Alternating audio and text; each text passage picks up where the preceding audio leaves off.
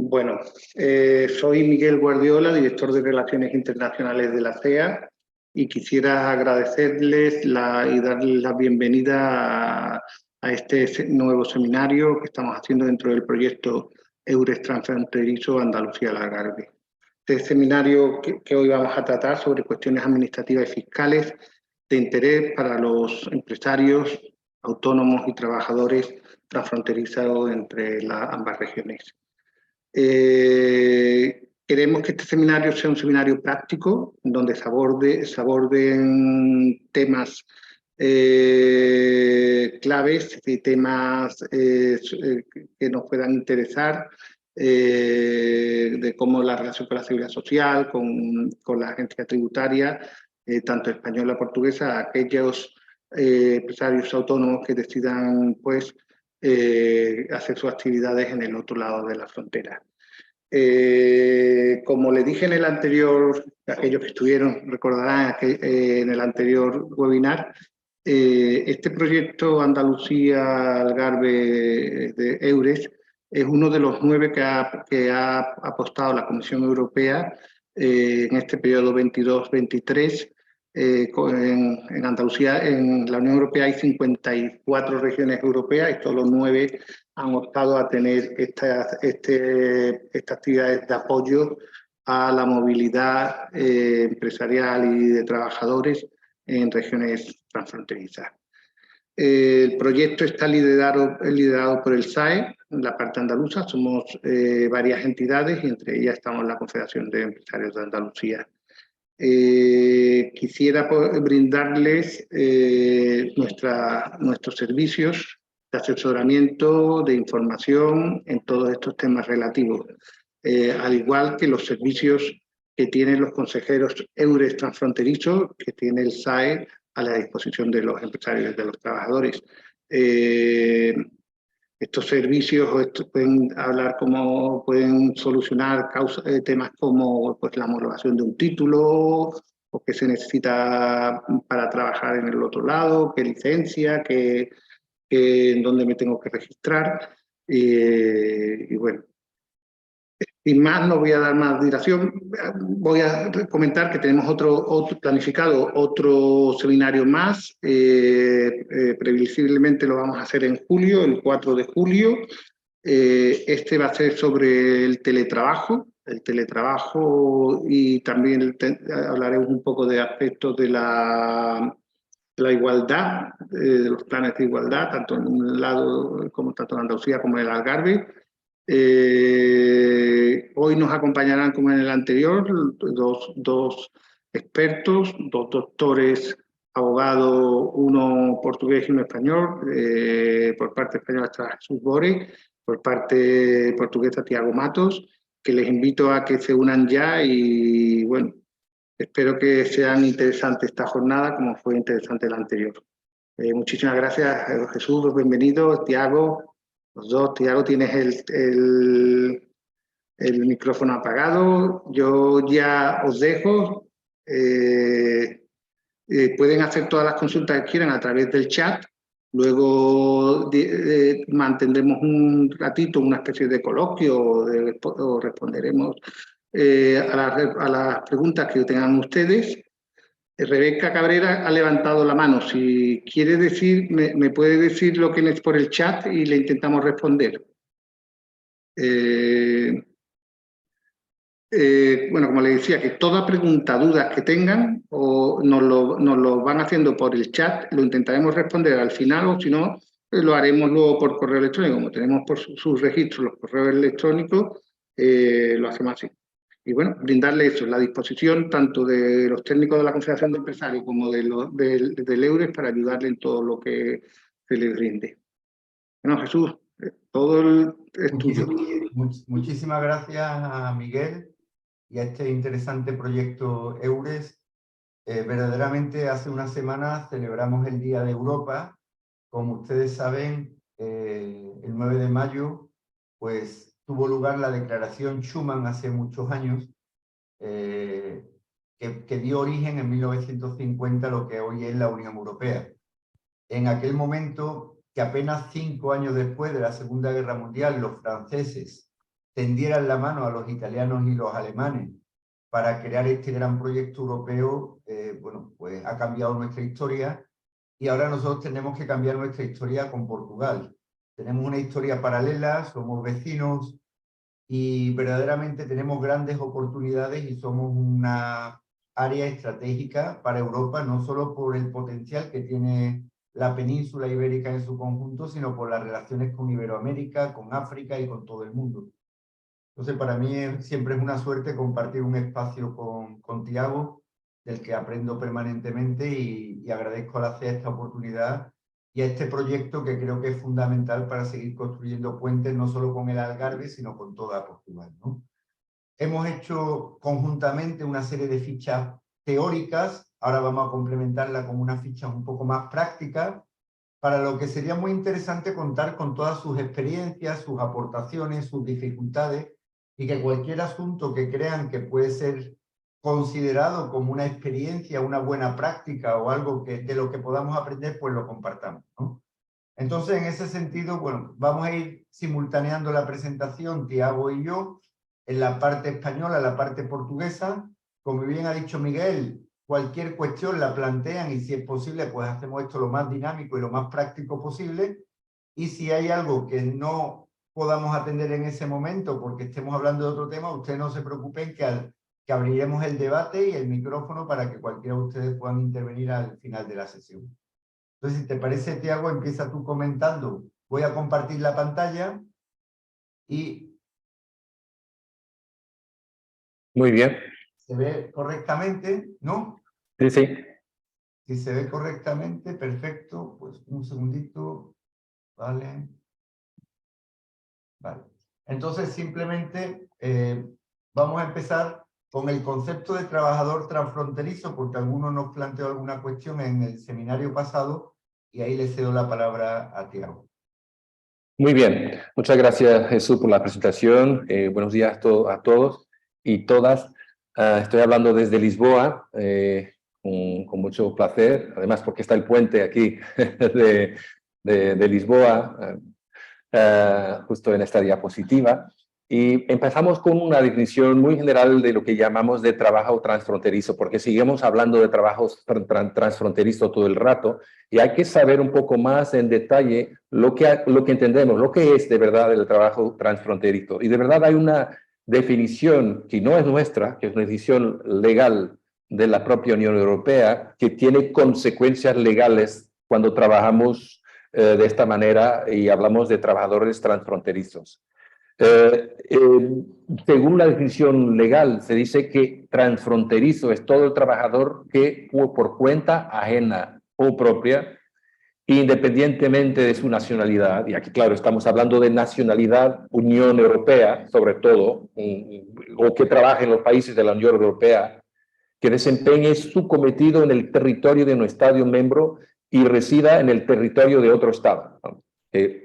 Según el criterio político, es decir, que resida en Portugal y trabaje en España o al revés, y que él regrese al principio de cada día o al menos de una vez por semana. Tiene este criterio temporal, aunque vamos a ver que igual tenemos que llevar en consideración otro tipo de criterio.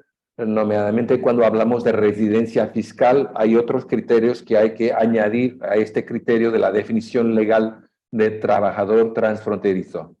Así que tiene esta condición temporal de regreso cotidiano, es decir, no estoy de manera permanente en otro país, me desplazo de mi domicilio al trabajo a través de una frontera. Eso es claro, para trabajar por cuenta ajena o cuenta propia.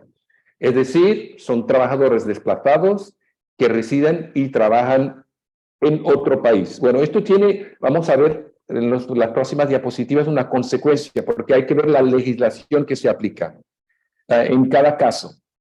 Y normalmente, en general, pero esto es justo una presentación general, se aplica la legislación del país donde se trabaja al empleo y al impuesto de la renta y casi a todos los derechos de seguridad social. Y se aplica la legislación del país donde se vive, no de donde se trabaja, de donde se vive, en todo lo que tiene que ver con, claro, los impuestos sobre el patrimonio y la mayoría de los demás impuestos y todos los trámites de residencia, ¿no? Y ahora, enseguida vamos a ver un poco más en detalle las diferencias entre el régimen fiscal, el régimen laboral, el régimen de seguridad social, sea en Portugal, sea en España. Jesús. Muchas gracias, Tiago. En ese sentido, como ustedes saben, en Europa vivimos en un espacio de libertad, seguridad y justicia. Tanto a Tiago como a mí nos toca viajar mucho a África, a América Latina, y conocemos las dificultades tanto con nuestros pasaportes para acceder a determinados países, los visados, los problemas no solamente ya para trabajar, sino incluso para acceder a cualquier país con una residencia o con una estancia temporal, desde los Estados Unidos hasta los países árabes o judíos. Cada uno tiene sus requisitos, sus visados, simplemente ya para entrar. Para que ustedes se hagan una idea, cualquier ecuatoriano que venga a España ya necesita un visado. Eso es para entrar, aunque sea ya un visado turístico, ¿no? Que cada vez cuesta más conseguir. La suerte de tener un espacio de libertad, seguridad y justicia en la Unión Europea es que está fundamentado en nuestras libertades.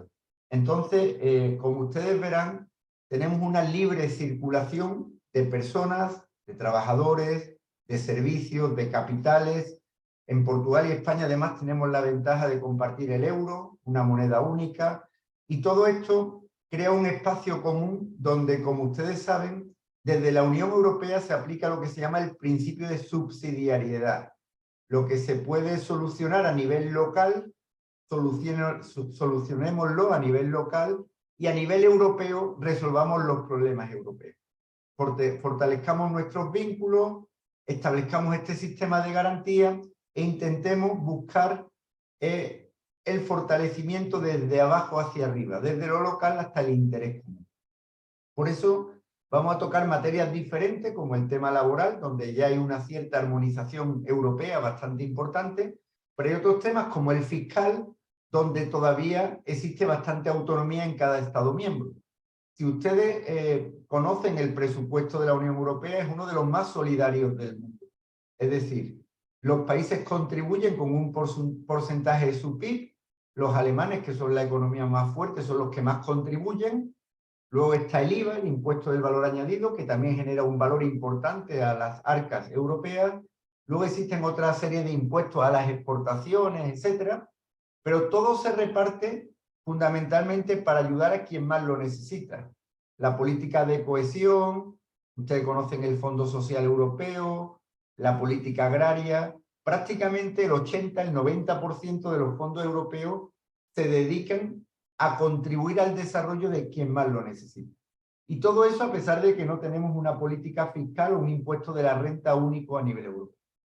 Entonces, vamos a tratar diferentes normas, las enunciamos porque no tiene esto una finalidad teórica, pero ustedes tienen que conocer que hay reglamentos europeos que ya garantizan la libre circulación de los trabajadores y todos sus derechos, no solo en España y en Portugal, sino en toda la Unión Europea, están garantizados. En el caso fiscal, como hemos dicho, que no existe una normativa europea, sin embargo, sí existen convenios de regulación para evitar la doble imposición y que paguemos impuestos dos veces en España y Portugal. Por eso le citamos el convenio que tenemos con Portugal, que ya, bueno, pues prácticamente tiene 30 años y que ha funcionado muy bien para evitar esta doble imposición. Y luego, igualmente en seguridad social y en laboral, tenemos en materia de seguridad social y en materia laboral, tenemos reglamento europeo que garantizan la coordinación de nuestros sistemas de seguridad social para garantizar que contabilicemos lo que hemos imputado a otro sistema de seguridad social y haya, en base al principio de reciprocidad, colaboración entre nuestros sistemas para garantizar un adecuado funcionamiento y protección de los trabajadores. Igualmente, en materia contractual, el convenio de Roma, igual que existen otros convenios que ahora son reglamentos, como el de Bruselas, han ido estableciendo una normativa uniforme en cuanto a las obligaciones contractuales en el ámbito mercantil, pero también civil, laboral y en todo lo que afecta a las relaciones voluntarias entre las empresas y en algunos casos los trabajadores, ¿no?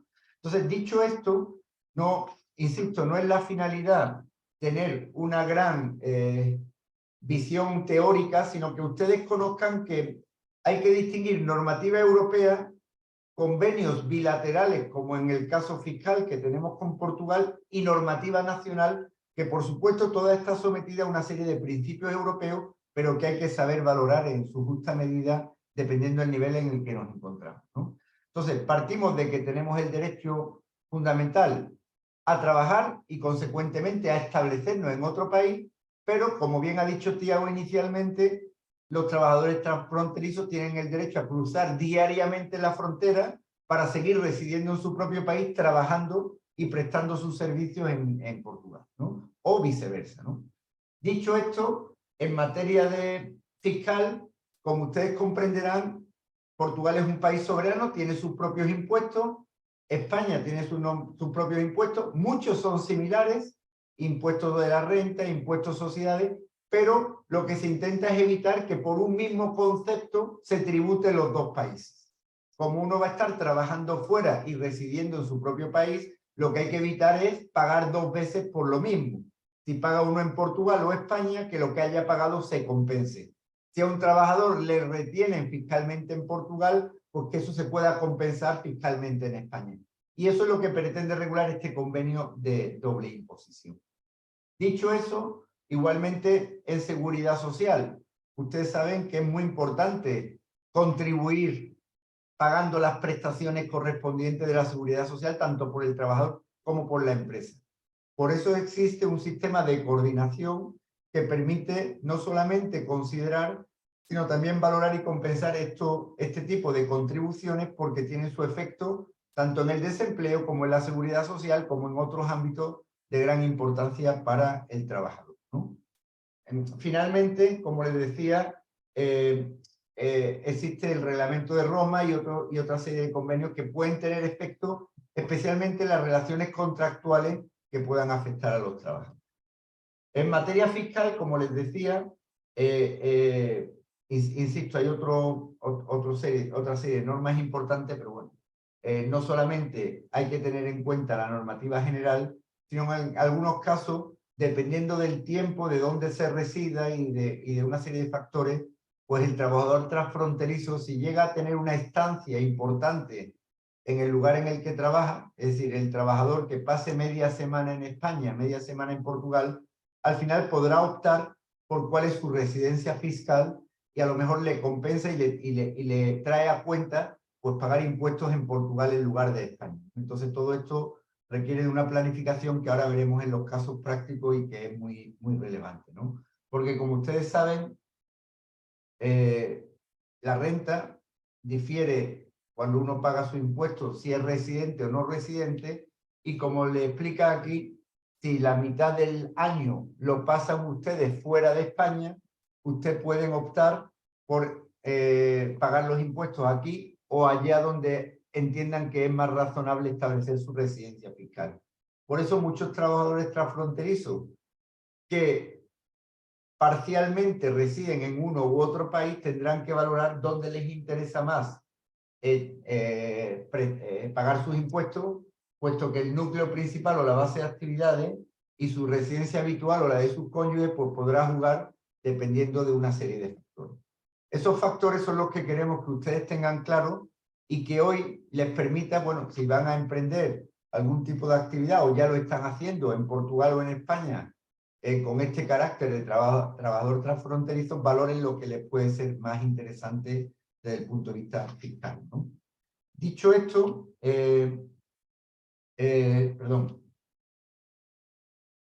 entramos directamente en el régimen de la seguridad social.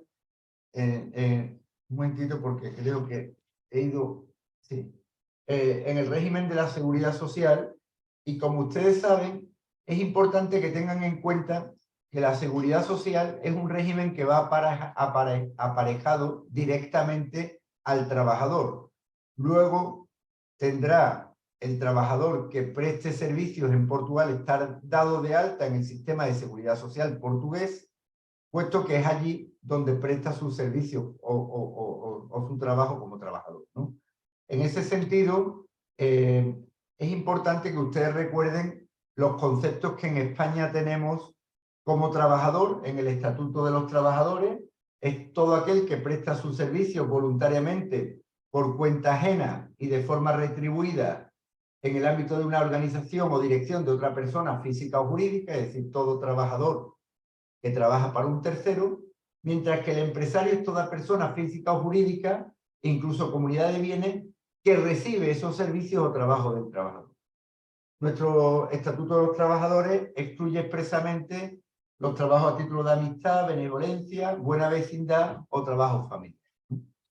Dicho esto, hay que prestar especial atención en España, sobre todo tras la última reforma del 2022, a los convenios colectivos. El trabajador tiene una relación individual con la empresa, pero esa relación se encuadra dentro de un acuerdo colectivo en el que se establecen sus derechos y sus obligaciones fundamentales. Entonces, actualmente, incluso cuando demos de alta en la seguridad social a un trabajador, esto lo decimos para los portugueses que vengan a España, ese trabajador no solamente tendrá una relación individual con esta empresa en la que trabaje, o con este empresario individual para el que trabaje, sino que se tendrá que englobar en un convenio colectivo con sus derechos y obligaciones que serán especificados y desarrollados más adelante, pero el que ya es importante que ustedes tengan en cuenta que establece la esencia de las condiciones laborales del trabajador en España. Pues desde las condiciones generales de trabajo y productividad, el salario y las remuneraciones indirectas o bonificaciones que puede ir recibiendo por diferentes conceptos, los horarios, tipo de jornada, vacaciones y descansos, todas las cuestiones de organización sindical para la defensa de sus derechos, aquellas relaciones entre el trabajador y el empresario que deban ser reguladas, los servicios de prevención, las mutuas y los trabajos que vayan a garantizarle cualquier protección laboral, los derechos a la promoción y a la formación profesional, las sanciones que puedan recibir cuando se produzca cualquier incumplimiento del contrato e incluso la paz laboral, lo que ustedes saben que esto es parte de la concertación social y lo que se pretende es garantizar una buena relación, unas relaciones pacíficas entre el trabajador y el empresario. Dicho esto, pasamos a la normativa portuguesa Contiago, que es de interés para los trabajadores transfronterizos. Muchas gracias, Jesús. Bueno, vamos a ver que hay algunas similitudes, de verdad. Bueno, hay, en los detalles, claro, sí hay muchas diferencias, pero en la estructura, más o menos, de las normativas es muy parecido con el régimen español. Primero, en la materia fiscal tenemos un código que llamamos el Código del Impuesto sobre la Renta de las Personas Físicas. Aquí llamamos IRS, Impuesto sobre las Rentas Singulares personas físicas. Y después, en la parte de los no residentes, y vamos a ver la definición de no residentes, que es muy parecida con la definición del Código Español, que de verdad es la definición europea. Ahí tenemos un artículo en el Código de IRS, el artículo 16, que hace la definición de lo que se entiende por residente y no residente al efecto fiscal. Por la parte de seguridad social, tenemos un código único para la mayor parte de los trabajadores, incluso los trabajadores autónomos, que es el Código de Regímenes Contributivos del Sistema de Seguridad Social en Portugal. Y por la materia laboral, evidentemente hay muchas leyes, muchas normativas, pero el principal lo llamamos el Código de Trabajo, para los trabajadores del sistema privado, claro. Después para el público, si hay otro. Jesús, ¿avanzamos? Sí. Bueno, en la parte fiscal tenemos más o menos el mismo sistema que igual tiene en España, es decir, la tributación en Portugal, los trabajadores transfronterizos, en general va a depender de nuevo de su residencia fiscal. Por esa razón, lo más importante es saber de verdad dónde tiene su residencia fiscal el trabajador. Si es residente en Portugal, se va a ser tributado por su renta, toda su renta,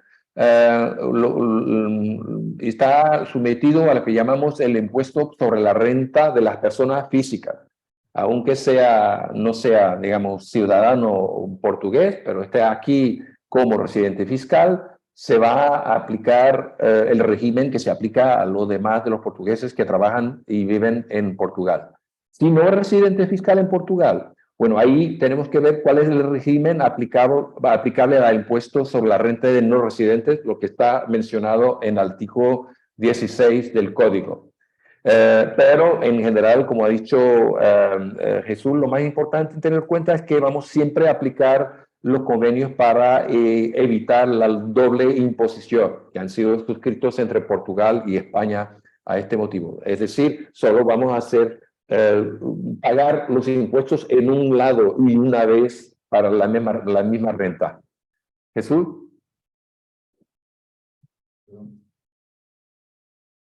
Muy bien, en Portugal, ¿cuál es la definición? Es parecida en la primera parte de la española, es decir, para que consideremos que alguien sea residente fiscal en Portugal, tendrá que permanecer de forma permanente, digamos, como trabajador más de 183 días en territorio portugués, trabajador o no, de verdad, puede ser residente y no trabajador, pero aquí estamos pensando en trabajadores transfronterizos.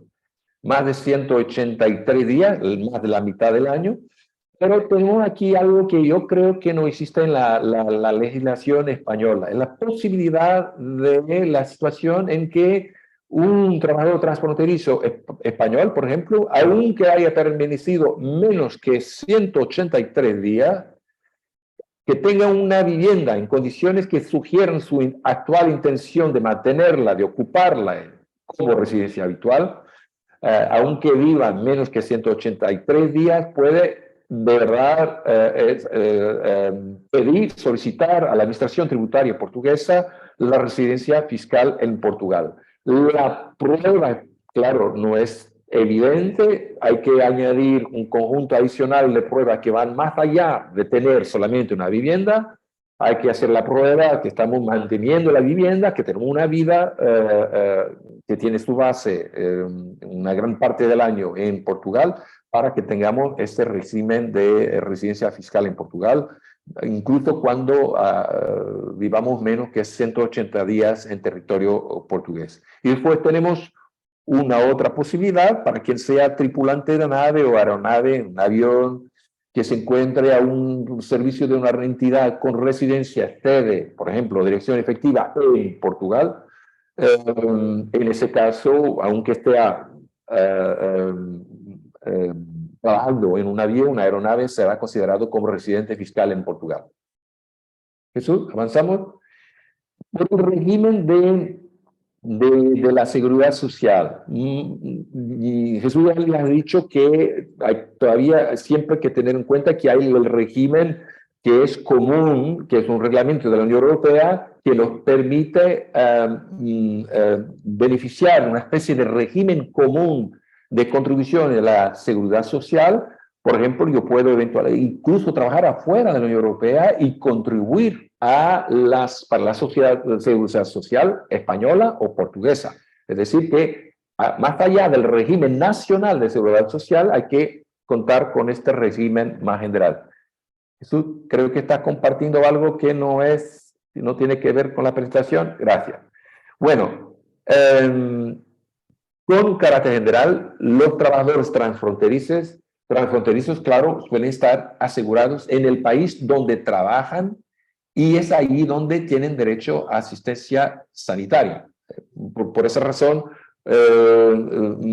por si acaso están trabajando en Portugal, tiene derecho al apoyo de la seguridad social según el régimen portugués.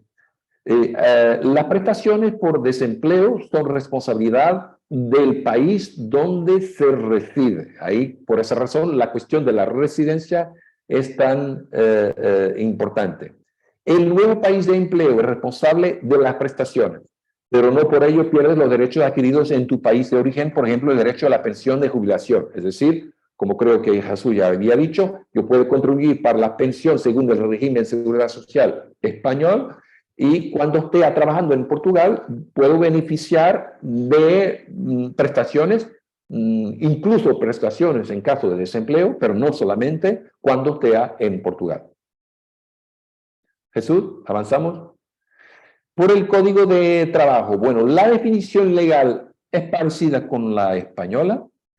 En general, el código es de aplicación a los trabajadores que se obligan a cambio de una remuneración a prestar su actividad a otra u otras personas bajo la autoridad de otra persona. Esta es la gran diferencia entre un servicio y un contrato de trabajo. Y la ley dice que se presume que hay un contrato de trabajo en Portugal cuando haya un lugar determinado donde se va a hacer la actividad, cuando los instrumentos de trabajo pertenezcan al beneficiario, es decir, al empresario, cuando el proveedor de la actividad observa los horarios, cuando hay un horario definido, determinado por el beneficiario, cuando se paga una cierta cantidad, vamos, un salario como contraprestación del trabajo, y por esa razón, en general, están excluidos los trabajos a título de benevolencia, amistad, igualmente, tal cual como en el régimen español, y los trabajos autónomos, igual, ¿ok? Vamos a ver cuál es el régimen para los trabajos autónomos, que no es un trabajo sometido al código laboral.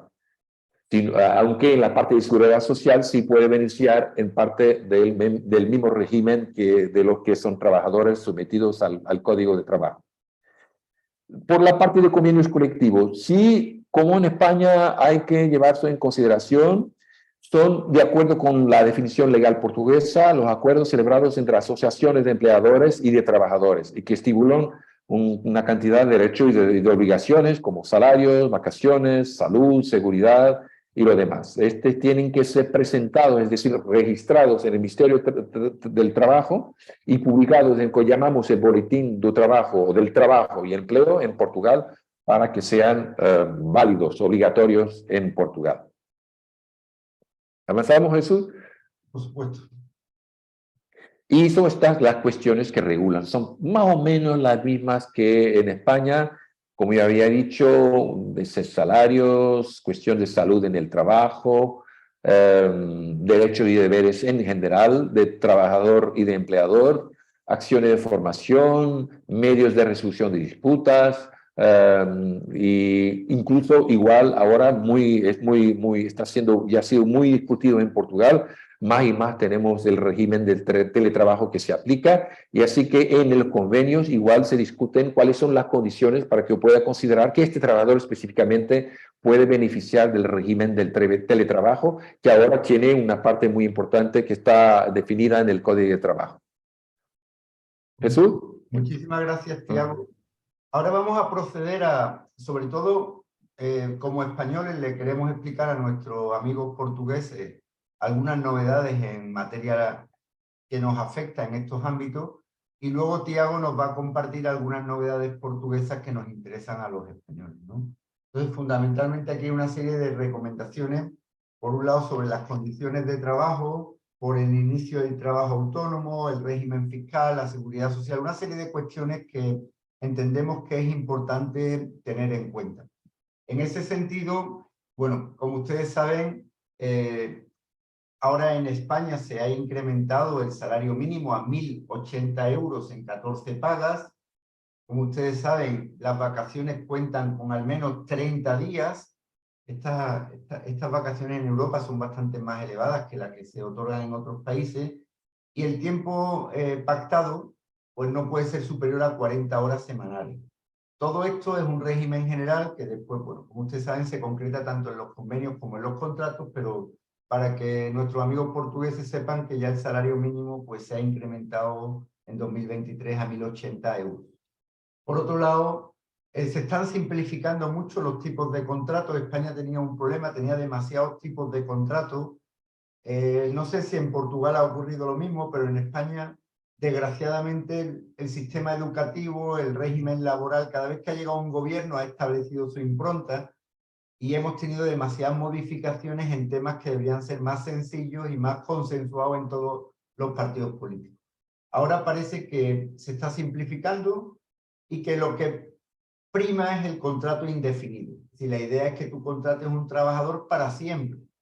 Entiendo que ningún empresario quiere despedir a un trabajador que es bueno, la idea es que permanezca siempre. Pero los costes de despido eran altos, existían una serie de inconvenientes que, bueno, había demasiada tipología en cuanto a los tipos contractuales y el carácter indefinido no era una de las prioridades.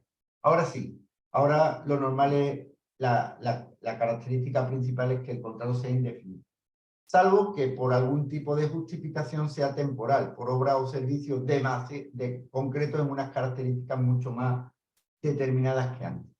Y se han simplificado también los contratos de formación y en prácticas. En España y en Portugal se ha abusado, creo que mucho, de los contratos en práctica y ahora se está estableciendo un régimen bastante más claro y concreto, sobre todo con el de alternancia de la formación, donde se tiene que integrar muy bien la formación con las prácticas para estar seguro de que tiene un valor añadido para el trabajador y que no se abusa de este tipo de contratos. Dicho eso, los tipos de despido siguen siendo prácticamente los mismos. El tipo disciplinario es cuando hay algún tipo de incumplimiento grave y culpable por el trabajador que permite al empresario su despido en unas condiciones claramente establecidas, o un despido objetivo, que bueno, cuando las causas empresariales o por simplemente las circunstancias en las que se encuentra la empresa, el empresario tiene la opción de despedir al trabajador. Como ustedes saben, los despidos en España se califican como procedentes cuando se ajustan las cláusulas legales y verdaderamente es conforme a la legalidad vigente, improcedente cuando no se ajusta a las causas legales, entonces el trabajador tiene un derecho a una indemnización que se ha modificado y se ha reducido bastante desde el año 2012. Como ustedes verán, pues si el trabajador fue contratado y tiene un régimen laboral anterior al del 2012, pues en esos años se le aplican 45 días por año trabajado con un máximo de 42 mensualidades. Esto a partir del 2012 ha sido reducido a 33 días por año trabajado y a un máximo de 24 mensualidades. Entonces, bueno, la reducción es notable, pero como siempre, también está la posibilidad de que el despido sea declarado nulo, mujeres embarazadas, una serie de circunstancias que están legalmente establecidos, donde, bueno, lo que hay que es de forma inmediata readmitir al trabajador y los salarios de tramitación, es decir, los salarios de ese periodo en el que se ha despedido de la empresa, pues deben ser abonados. Dicho esto, insisto, la reforma laboral del año pasado pues establece el contrato definido como el modelo tipo y prioritario. Se igualan los derechos de los trabajadores fijos discontinuos, aquellos trabajadores que son de temporada, que durante un periodo de tiempo tienen que prestar su actividad, pero por ceses de la actividad de la empresa o del empresario tienen que paralizar su trabajo durante periodos determinados, pues son sus derechos equiparados a los trabajadores indefinidos. Se han reducido a 2 los contratos de formación, que son los de práctica y los de formación en alternancia, y bueno, los indefinidos a una obra o tarea, pues también han sido claramente regulados, pues por ejemplo, mediante la vinculación a la duración de una obra determinada. Insisto, también ha sido muy importante la recuperación de la importancia de los convenios colectivos en España. El convenio sectorial del sector va a primar sobre el convenio de cada empresa. Luego hay una mayor protección a los trabajadores independientemente de la empresa en la que trabajen. Si no se ha renovado el convenio anterior seguirá vigente hasta que se acuerde un nuevo convenio. Luego el trabajador sigue afectado por el convenio colectivo más reciente, aunque ya haya finalizado su plazo de vigencia hasta que se acuerde uno nuevo. Y es muy importante recalcar la capacidad que estos convenios tienen, tanto para decidir sobre el salario como sobre la jornada laboral. Dicho esto, pasamos a las condiciones de trabajo en Portugal, que Tiago nos va a referir. Muy bien. Bueno, va a ser muy claro para ustedes las diferencias entre el régimen que existe en Portugal. Sí, claro, hay alguna diferencia. Siempre hay que tener en cuenta que las empresas con centros de trabajo españoles y trabajadores portugueses se eligen libremente la ley de aplicación al contrato, como Jesús le había dicho, según la legislación comunitaria. La ley aplicable podrá ser, en este caso, la ley portuguesa. En general, la edad mínima para trabajar en Portugal no es de 18 años, sino de 16. Es una diferencia interesante y además sin autorización, incluso sin autorización de padres ni tutores. Como en España la mayoría adquiere a los 18, pero para trabajar podemos trabajar a partir de los 16. Bueno, en general los contratos son formalizados por escritos, todos los contratos, si no son válidos, con la excepción de los contratos indefinidos. Ahí a lo mejor puede no estar por escrito y sigue siendo válido. Hay una gran diferencia incluso en la parte del salario mínimo interprofesional en España de 1880. En Portugal, bueno, como ven, la realidad es un poco distinta, 760 euros solamente, y ha sido aumentado hace un par de años. Bueno, todos los años, claro, pero tuve una aumentación un poco más significativa hace 2 años. Y igualmente como en España va a ser pago en 14 pagas. Y hablamos de salario, monto bruto mensual. Por las vacaciones, aquí en Portugal no contamos en días continuos, sino hábiles. Pero lo mismo, 22 días hábiles, lo mismo que 30 días como en España, ¿no? El tiempo de trabajo igual. En general, 40 horas semanales, 7 horas diarias, o 8 horas diarias, perdón, con algunas excepciones, claro. A lo mejor será menos, depende del convenio colectivo, ¿no? Jesús.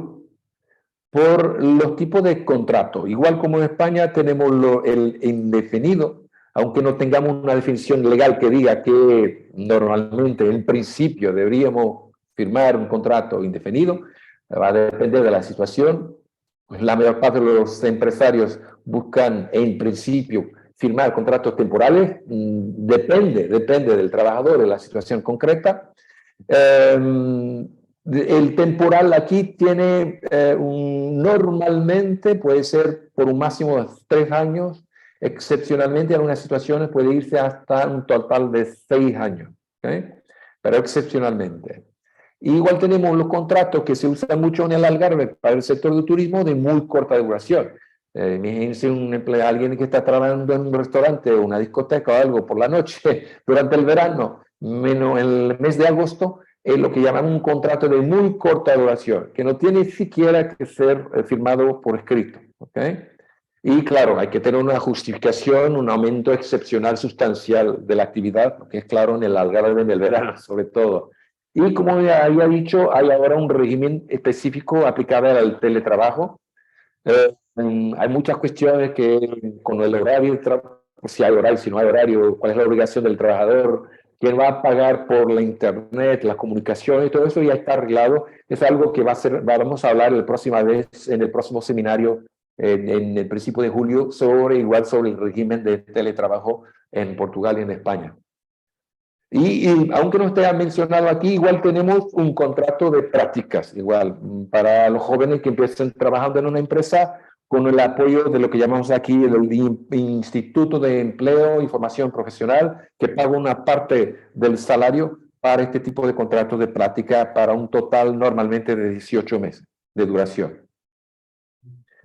Para la parte del régimen de despido, tenemos un régimen muy parecido con el español, es decir, de verdad tenemos 2 tipos de despido, un disciplinario y un objetivo.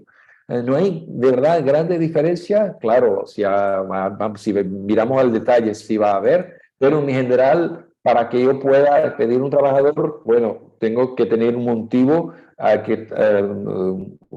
tener un motivo que sea basado en un incumplimiento grave y culpable del trabajador. Y para eso hay que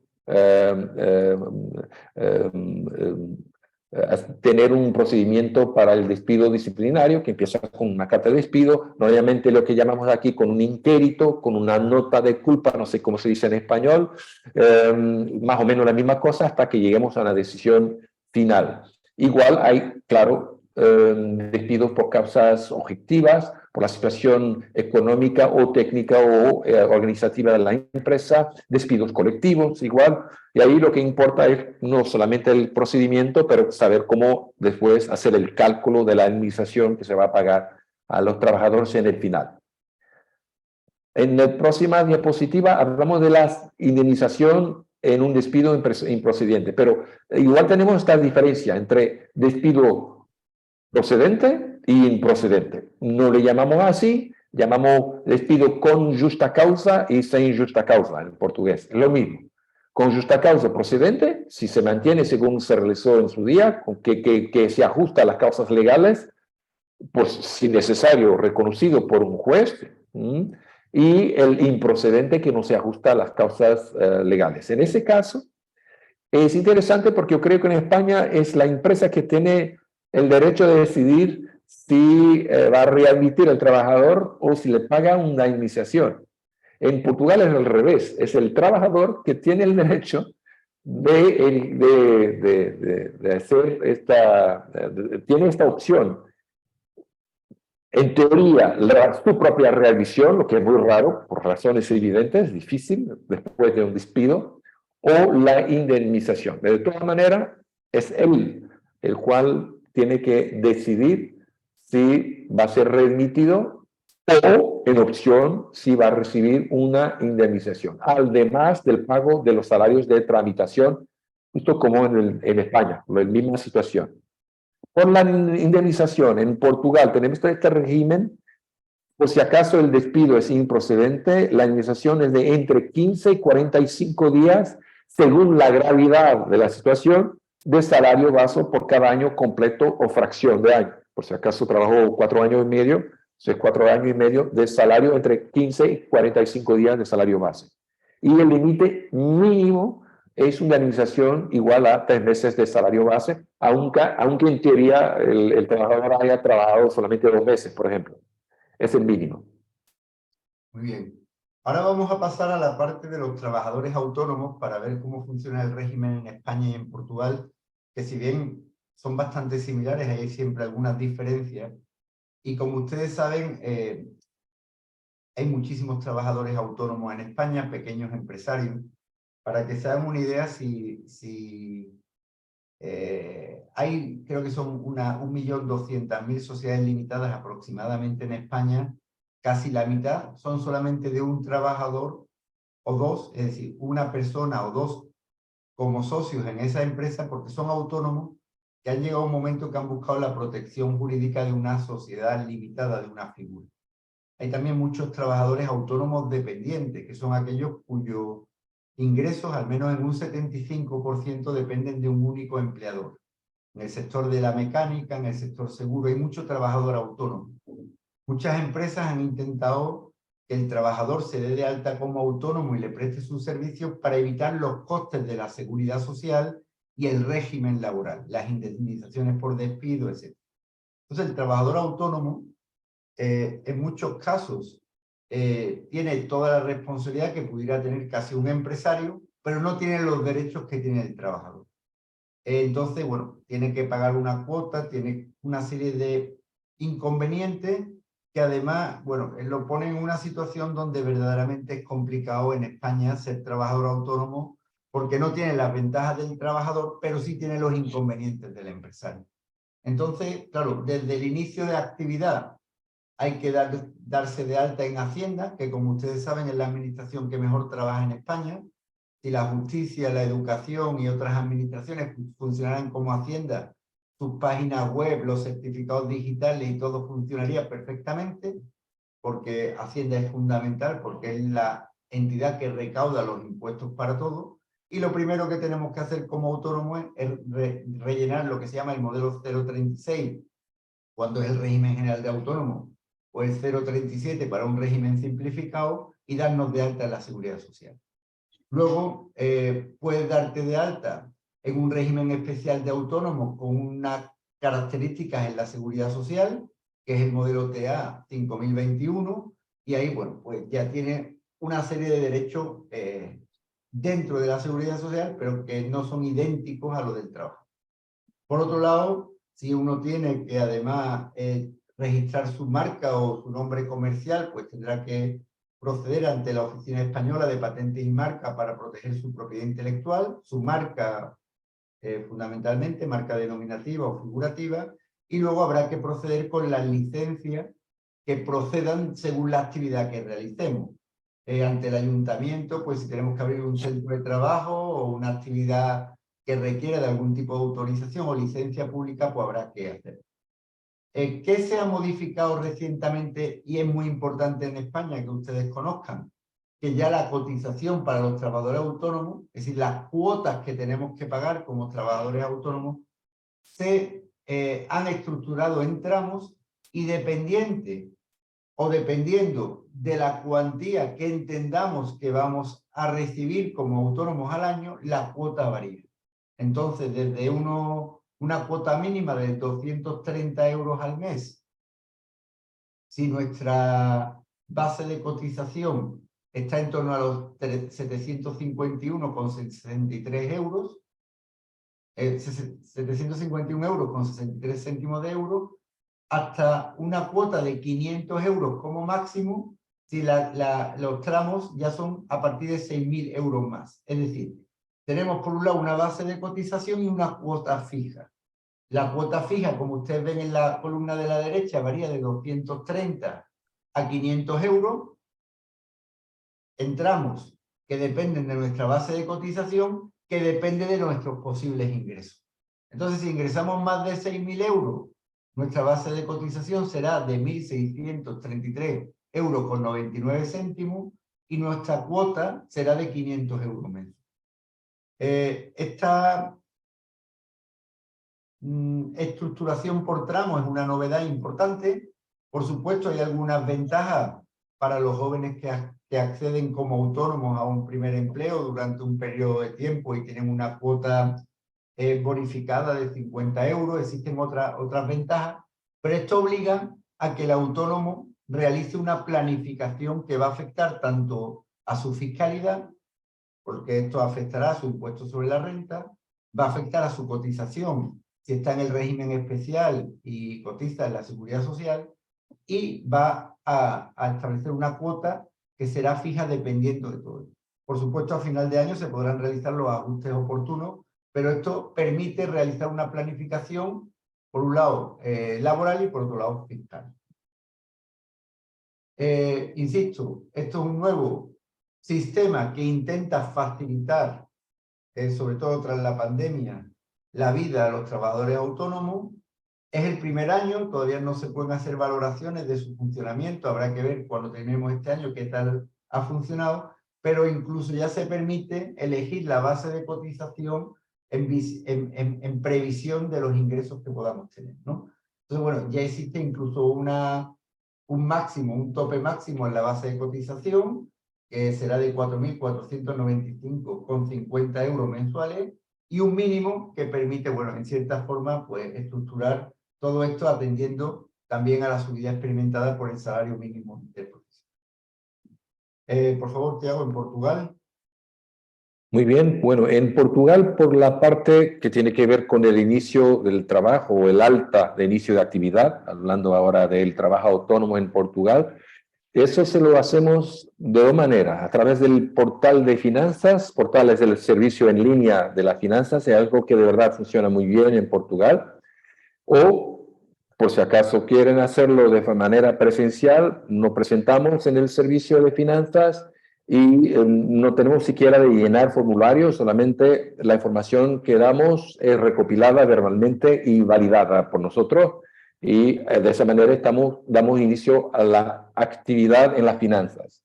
La gran ventaja que tenemos nosotros es que esta información es comunicada oficialmente por las finanzas a la seguridad social. Es decir, yo no tengo que irme a la seguridad social, pedirme la alta. Es algo que es una comunicación oficial entre los dos servicios.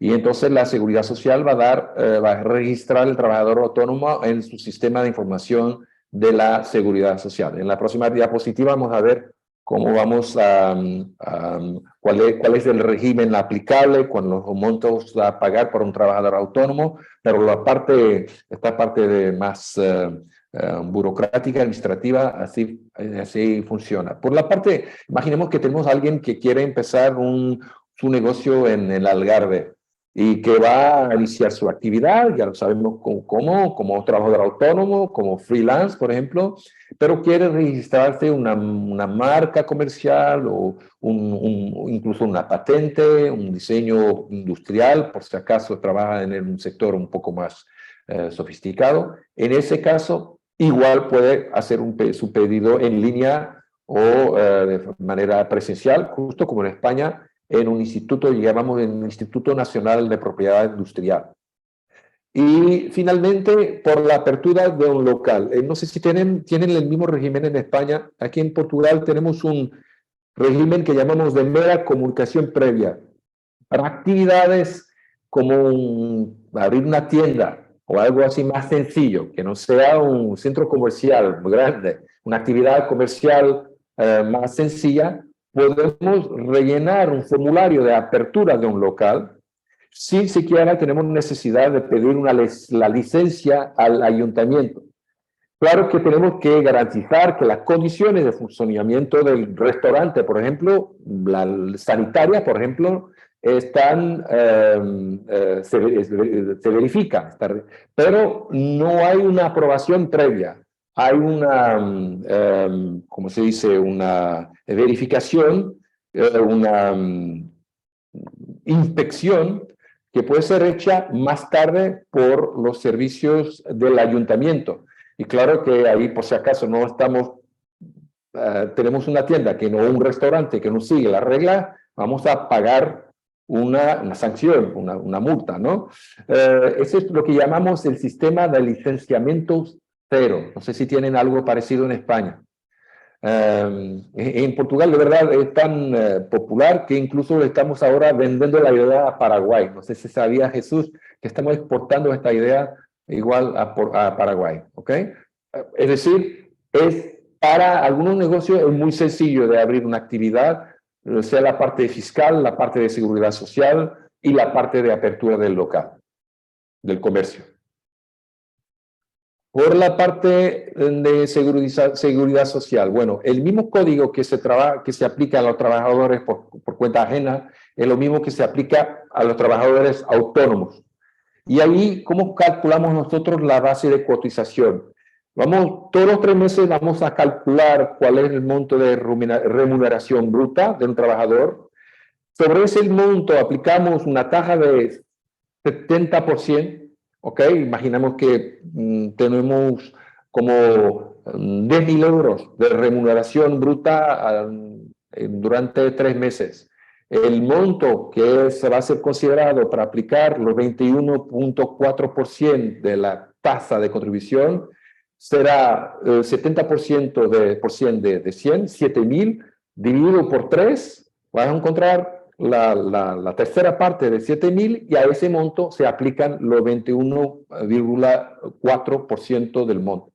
No hay diferencia, bueno, la diferencia se hace de esta manera, pero, por cierto, hay un tope máximo base de cotización, que son los 5.765.16. Como vamos a aplicar los 70% para determinar la remuneración bruta que va a ser considerada, en este caso serían 4.035.61, a la cual íbamos a aplicar la tasa de cotización de 21.4. En el total, el máximo a pagarse sería 863.62, según mis cálculos. El mínimo del mínimo, excepcionalmente, se acepta que se pague justo a un monto de 20 euros mensuales, ¿ok? En casos excepcionales. Jesús. Muchas gracias. Yo quería hacer una clarificación. Como veis, hay diferencias claramente en el régimen portugués y en el español. La forma en que regulemos la actividad del trabajador y de la empresa influye mucho en los mecanismos de contratación.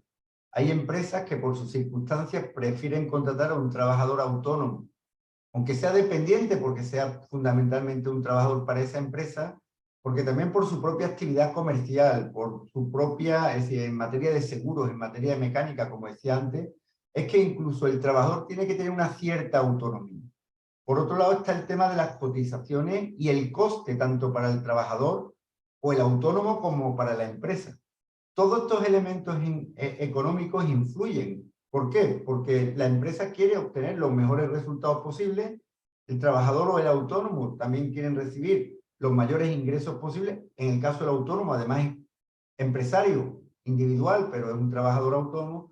Entonces es muy importante que al final consideremos que tanto la empresa como el autónomo como el trabajador tienen unos intereses comunes, que es optimizar su salario y su rendimiento. Por eso el régimen legal, cuando es demasiado restrictivo para la empresa o para el trabajador, obliga a buscar alternativas. En ese sentido, bueno, el hecho de trabajar en dos sistemas jurídicos, en dos foros, como bien ha dicho antes Tiago, nos permite lo que se llama el forum shopping, que es elegir el foro que más nos interesa.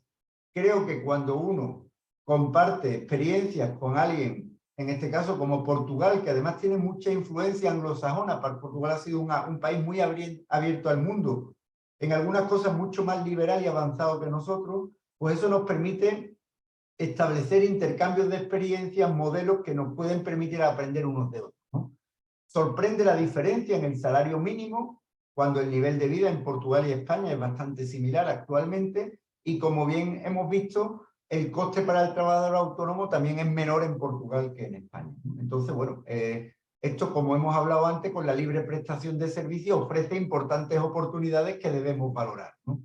Dicho esto, cuando hablamos del régimen fiscal, como tenemos un convenio de doble imposición, aquellos costes que sean deducibles o que sean imputables a nuestra renta en Portugal, los vamos a poder deducir en nuestra declaración de la renta en España y viceversa. Ese es el objeto del convenio de doble imposición. Entonces es importante tener en cuenta que esa planificación fiscal nos permite tener en cuenta el impacto de lo que recibamos en Portugal para deducirlo en España y, por supuesto, viceversa. En cuanto al régimen de Portugal y de España en cuanto a la seguridad social, como hemos explicado, está vinculado al lugar en el que prestemos nuestros servicios como trabajadores. Consecuentemente, es importante saber que nuestros sistemas están coordinados y que estas imputaciones al sistema de la seguridad social van a ser consideradas. Por otro lado, hablamos de que, ya lo ha referido muy bien Tiago previamente, diferenciando cuando es por cuenta ajena o cuando es por cuenta propia, pues todo esto requiere en el momento en el que queremos no solamente ser empleados, sino cotizar al sistema de seguridad social, un sistema de inscripción tanto de la empresa como del trabajador y del autónomo, y una serie de cuentas de cotización que permiten este control tanto por parte de la empresa como del trabajador autónomo para poder prestar nuestro servicio, nuestro trabajo de forma transfronteriza. Por último, bueno, igualmente a diferencia en el caso de las empresas que trabajan en Portugal, pero como hemos visto, en el caso portugués, incluso en algunos casos actúan con una celeridad porque la comunicación de un trabajador pues hay que hacerla con un plazo máximo de 24 horas.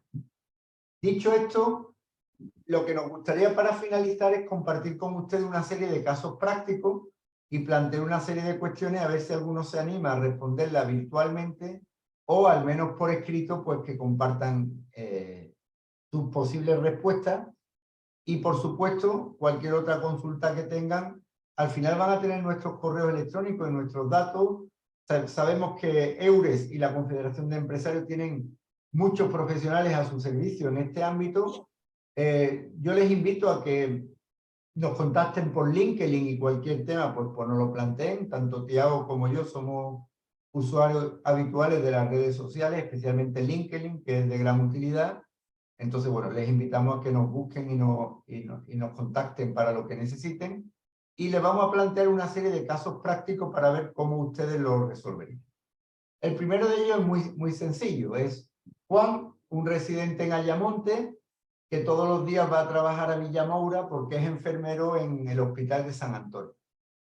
Entonces, la pregunta es, ¿dónde entienden ustedes que debe pagar su impuesto sobre la renta de las personas físicas Juan? Y además, la semana pasada le comunicaron que lo despedirían, que lo echarían del trabajo. entre ellos a varias personas de la clínica, y él está muy preocupado porque puede ser uno de ellos. Si se queda en paro, si se queda desempleado, ¿qué ocurre? ¿Hay alguien que se atreva a responder a estas preguntas? Oralmente o por escrito. Si alguien quiere, puede levantar la mano y le doy yo acceso al micrófono. Muchas gracias, Miguel.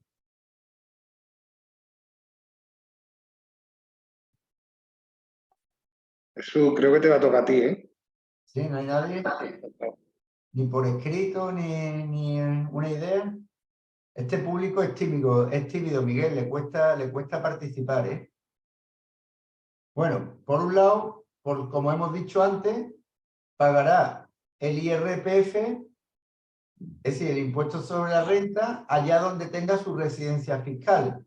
Es decir, como esta persona viaja diariamente a Portugal, pero vive en España, entendemos que su residencia fiscal es en España y que gracias al convenio para evitar la doble imposición fiscal, no tendrá la obligación de tributar también en Portugal sobre los ingresos que haya recibido. Además, si se han aplicado una serie de retenciones, bueno, aquí hay alguien que ha levantado la mano. Miguel, así que dale la palabra.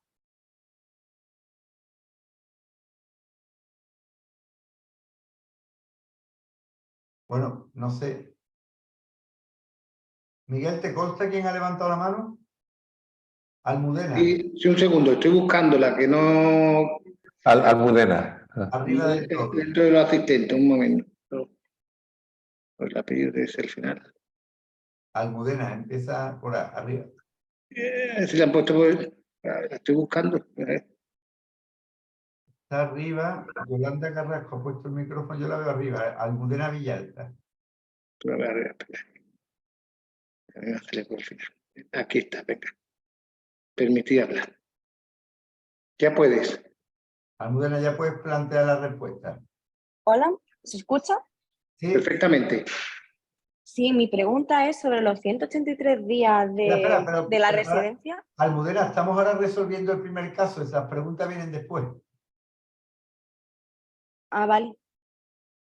Pero vamos, si quieres la pregunta que quieras hacer, a ver si Tiago o yo la podemos responder.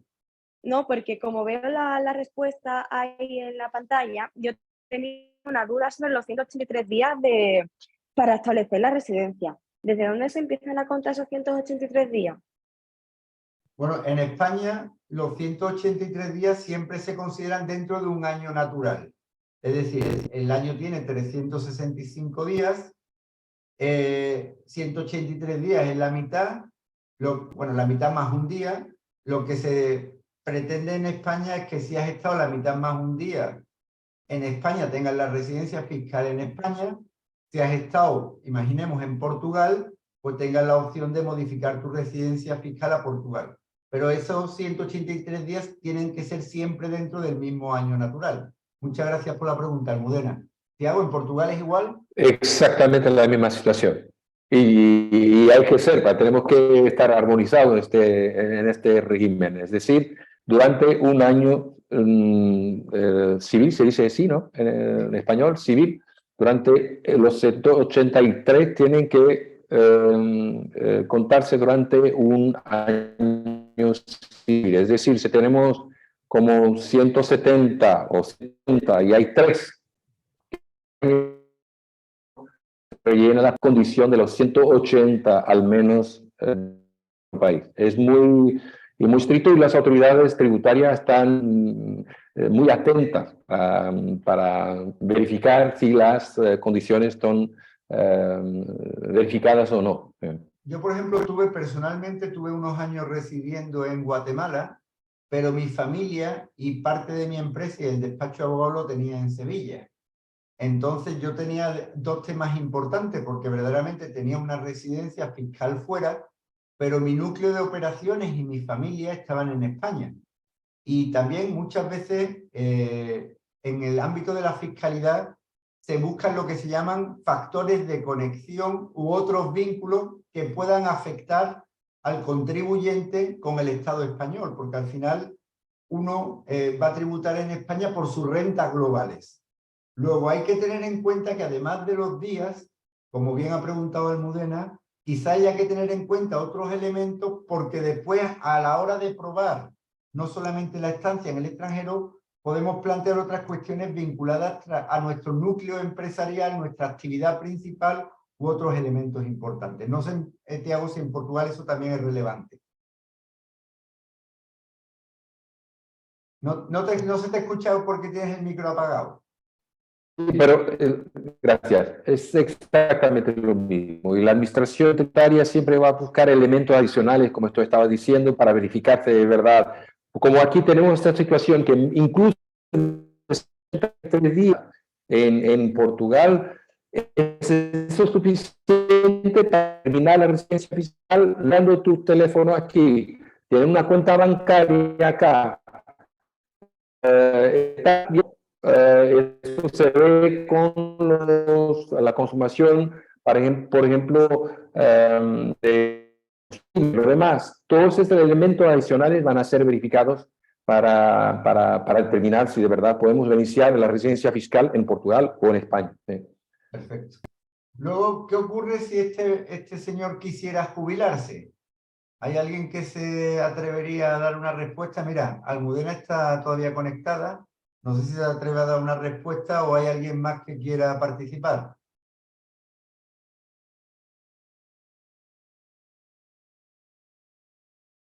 Almudena, ¿te animas? ¿O alguien más?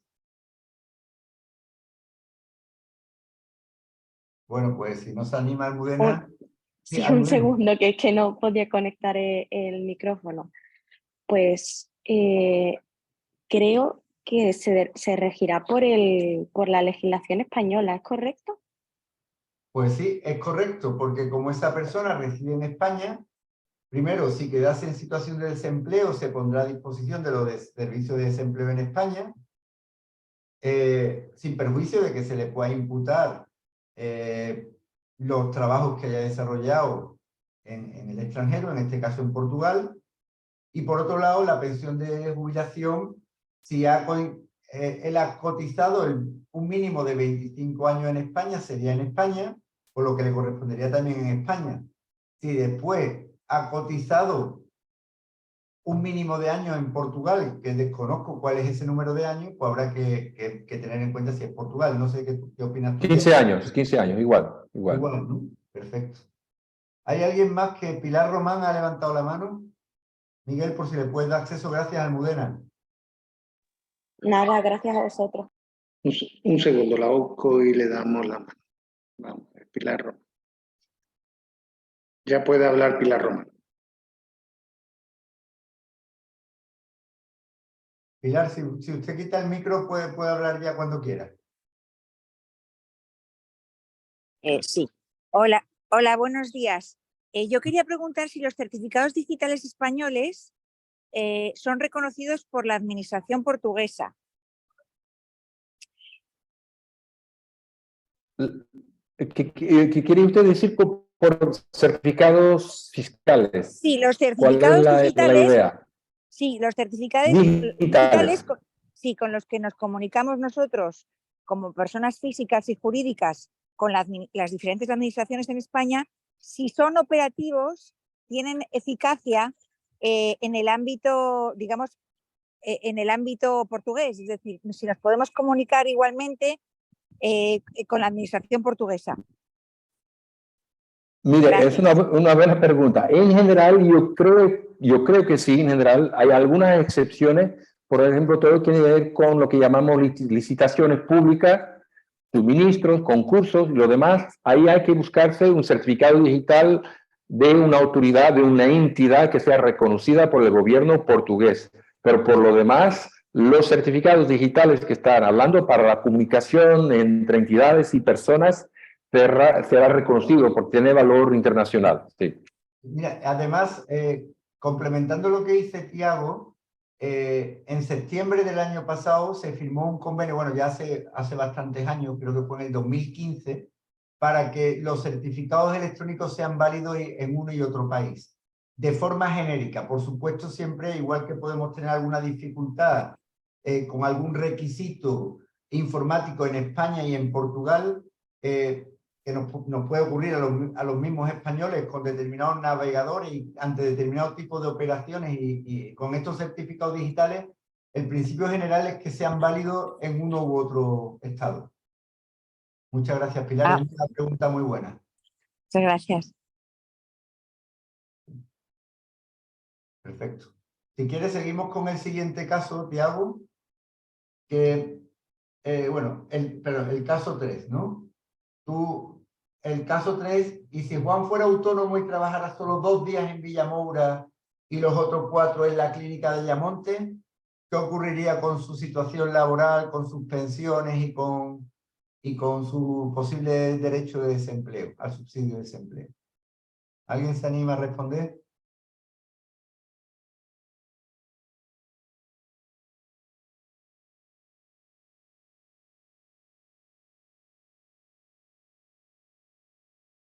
Bueno, mientras responden, quiero decirles que el tema de la armonización de los certificados digitales en la Unión Europea, eso se aprobó en base a un proyecto también europeo que se llama STORC en 2006, que no solamente son certificados ya válidos en España y Portugal, sino que en los últimos años se ha avanzado mucho para que sean válidos en prácticamente todos los estados europeos. Hay estados como Estonia que han avanzado muchísimo en el tema de la administración digital y creo que el empuje de estos países pues nos ha mejorado y nos ha beneficiado a todos. Rebeca, ¿quiere decir algo más? Rebeca ha levantado la mano, Miguel. Está abierto el micrófono. Sí, Pues yo creo que si es autónomo y trabaja solo 2 días fuera y otros 4 en Ayamonte, yo creo que se considera un trabajador transfronterizo porque como habitualmente vuelve a su lugar de residencia. Perfecto, pues muy buena respuesta, Rebeca. Efectivamente, aquí te va a contestar Tiago, que conoce estos temas también muy bien. Muchas gracias. Tiago, ¿respondes tú al caso o se lo respondo yo? Sí, responde, perdona. Bueno, nada, Responde. simplemente que bueno, en este caso pues es un trabajo transfronterizo, pero igualmente tributará en España porque es donde se encuentra su residencia fiscal, Sí. siempre y cuando la mayoría de estos días que hemos dicho antes, 183, resida en España. Otra cosa es que si echara una novia, un amante, una familia en Portugal, esos 4 días durmiera en Portugal y, como hemos visto, el régimen fiscal portugués puede ser más favorable para él y, como hemos visto, además en Portugal, el hecho de tener una vivienda o haberla comprado, pues genera una presunción de una disposición de esa persona a residir en Portugal. Todos los sistemas lo que pretenden es atraer a los contribuyentes a su ordenamiento. En esto los portugueses son más flexibles y más ágiles que nosotros. Entonces entendemos que, como bien ha dicho Rebeca, un trabajador transfronterizo tributará, se jubilará, tendrá derecho a paro en España, salvo que por el número de años o por el tiempo de residencia en el otro país, pues pueda estar más tiempo residiendo allí y opte por modificar su residencia fiscal. En estos casos, el trabajador, el autónomo, tiene muchas posibilidades de establecer lo que más le convenga, porque ¿cómo se demuestra la permanencia en España o en Portugal si uno tiene, por ejemplo, vivienda en los 2 lados? Es difícil. Luego, bueno, hay una cierta opción. En el caso de las empresas, también tendrán que ver qué oportunidades tiene el tener el trabajador en Portugal o en España, porque como hemos visto, hay una libertad de posibilidad de pactar el régimen aplicable.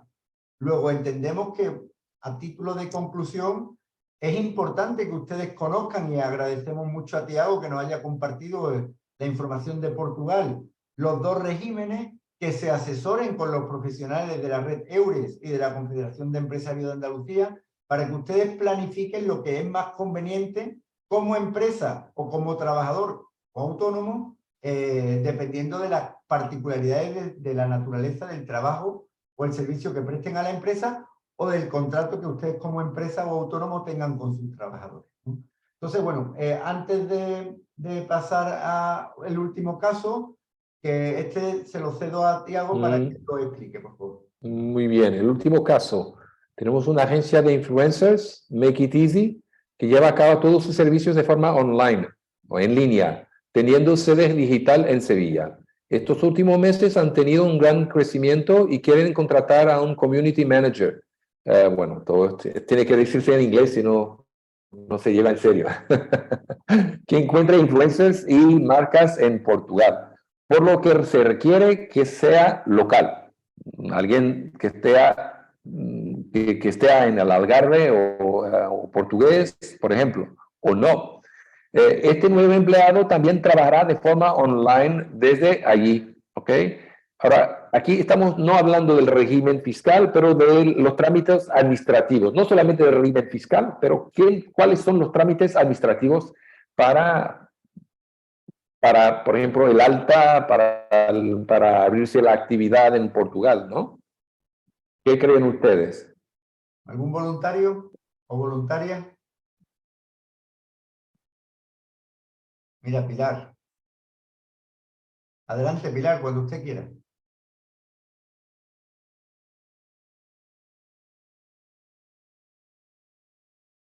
Adelante, Pilar.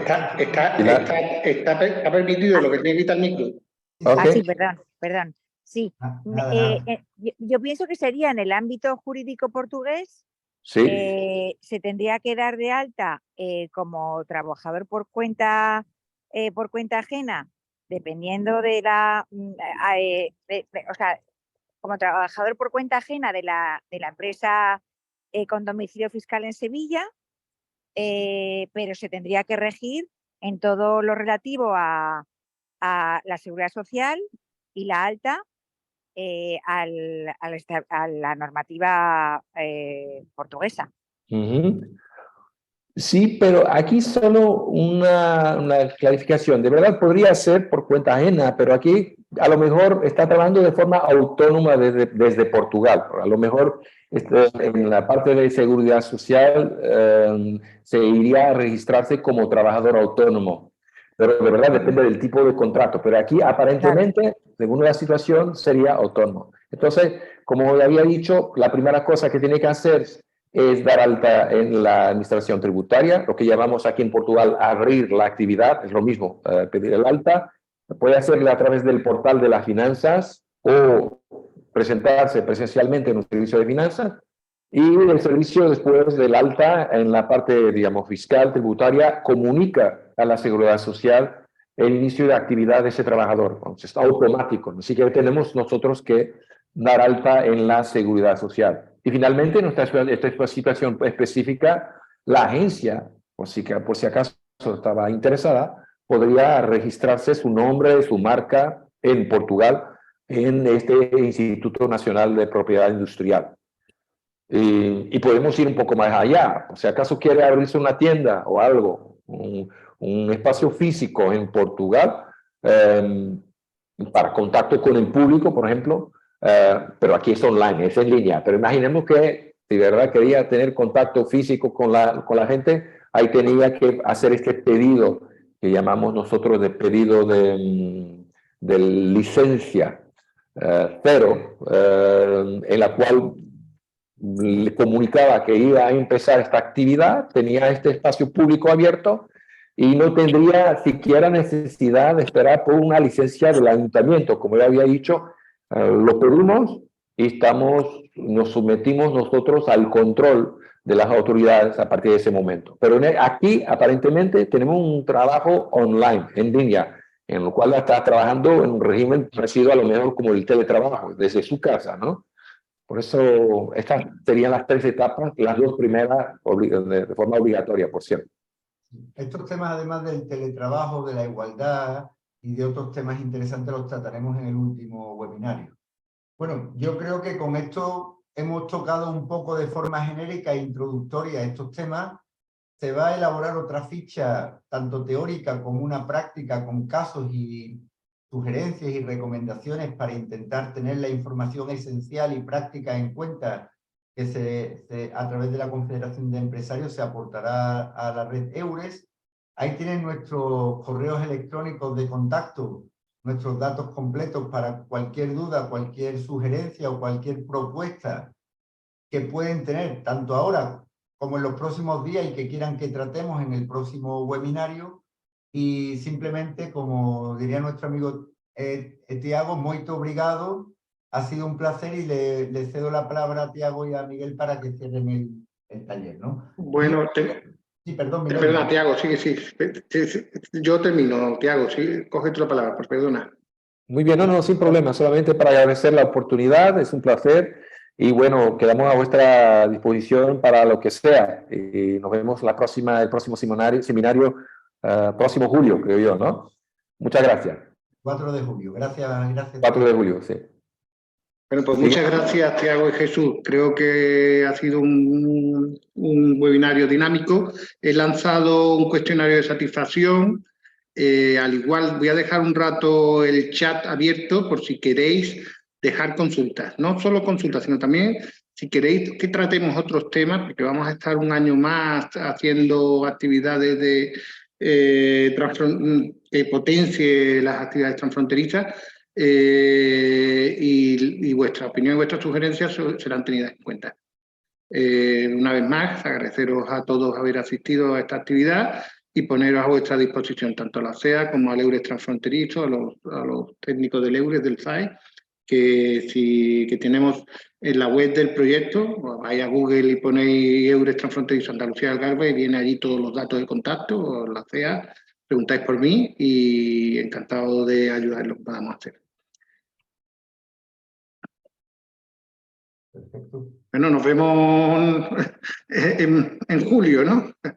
Nos vemos en julio. Muchísimas gracias a todos y no sé si la falta de participación, Miguel, se debe un poco a la timidez, pero que la rompamos porque nosotros también tenemos mucho que aprender de las experiencias de los que estáis en el día a día en las relaciones transfronterizas. Entonces, por favor, no dudéis en aportar lo que consideréis oportuno y que podamos mejorar el próximo webinario para hacerlo más dinámico y más participativo. Muchas gracias de nuevo, Miguel.